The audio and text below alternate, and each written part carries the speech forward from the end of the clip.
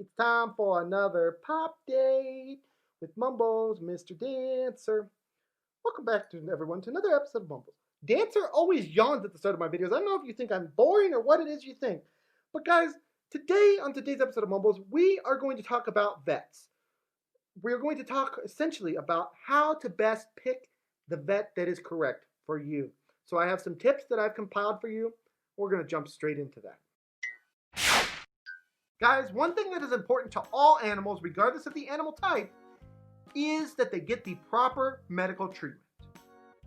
That means you have to have confidence in whoever it is you're taking your pet to make sure that they are giving the best medical treatment possible. But how do you go about choosing that person? Today I hope to help ease the burden of picking a new veterinarian or finding someone different. So guys, I have some tips for you guys I have compiled today to hopefully help you in this process. Guys, our first tip today is ask around. If you got your pet from a breeder, ask them where they go if they live locally. 9 times out of 10, they're going to know somebody because they have to keep their pets vetted in order to breed them. So they're going to know somebody. If you don't want to ask them, you can also ask your neighbors, you can ask your friends. There's a lot of people you can ask, but the main point here is ask around. A lot of people know a lot of good people out there, and you can only find that out by asking. So guys, my second tip today is check online. There's a lot of places online you can use to find information about whether or not a vet is good or bad, or vets that are local in your area. All kinds of information to find out. You can even go to Yelp and see reviews based on that veterinarian. Now guys, I do want to caution you one thing about Yelp. Guys, we all know that we've had that bad experience. Maybe we've gone on Yelp and we've given them that bad review. I would recommend that you take Yelp reviews. You do take them seriously, I'm not saying that, but you also have to realize 9 times out of 10, a person who gets a bad experience with the place is going to post more often than a person gets a good experience and moves on with their life. They just don't have time to post that stuff. So do take Yelp reviews with a grain of salt. Beyond that, you can also look on Google and things like that. But there is one specialized place I do want to mention. The American Animal Hospital Association, AAHA.org, has a list of accredited veterinarians that you can check into that you can use to help make your decision on where you want to go. So guys, our second tip again, check online. Third tip, call places and speak with them about the services that they do offer. Guys, you need to get more information. Yeah, you can get a lot of information from your neighbors and online, but sometimes you just got to call the place and say, hey, what services do you offer? You know, tell me about you guys. Why should I come to you guys? Why should I make you my primary veterinarian? Sometimes you just have to do that. So our third tip again, call places. Fourth tip, see if the place is relatively busy. Now guys, I know a lot of us don't like busy places. I understand that. I'm one that doesn't like busy places. I'd rather be in, be out, be done. That's just me. But guys, here's the truth about things. 9 times out of 10, the place is busy. They're either doing one of two things.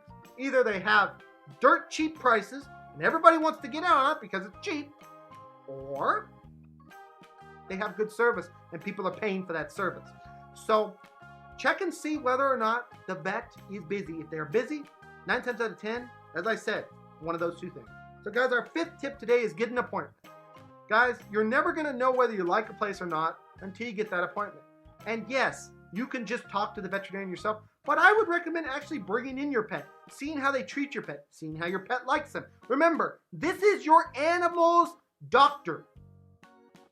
You want them to have a good relationship. So I would recommend not only bringing yourself in, but also bringing your pet in. Meeting them, seeing how they interact, seeing what they say, seeing if you trust their judgment. Now my sixth and final tip, guys, is after you do all this other stuff, get the appointment and everything, if something doesn't feel right to you or you just didn't like what you get, don't be afraid to talk to second opinions. Guys, you're not locked into going to one place, you can go other places. So I would recommend, if you're not 100% happy or you feel you're just unsure whether you like this person or not, get that second opinion. Can't hurt to get a second opinion. They can either tell you the same thing that you already know or something different, and then you can decide. Guys, worst case scenario, repeat the process, go through it again, find new places, and try new things. It's that simple. So guys, this has been some easy to follow and understand tips on how to best pick a vet/animal hospital for your animal. Guys, I know it can be a stressful time when picking a vet because it's so important to your animal's health. But I hope that this maybe helped reduce that stress even by just a little. If it did, then it's mission accomplished for me. Guys, now I'm going to go get Dancer so that we can have some fun. You guys can get a nice little laugh. Guys, now as with every week, it is time for my favorite section and also Dancer's favorite section, our Pop In Play, where you can see this cute little guy have all sorts of fun. And here he is.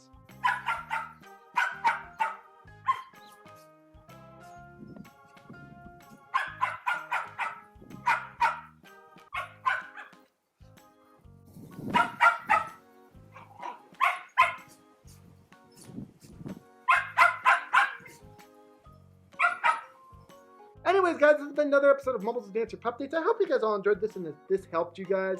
That's the main reason I do these videos, because I want to help people. So, guys, I just want to thank you guys all so much for joining. I hope it helped. And, guys, just thank you. So, anyways, guys, this is going to be Mumbles Dancer signing off. Please smack that subscribe button, smack the like button, and smack all those buttons. Guys, we will see you guys all next episode. This is Mumbles Dancer signing off. Have a great day, everyone. Bye-bye.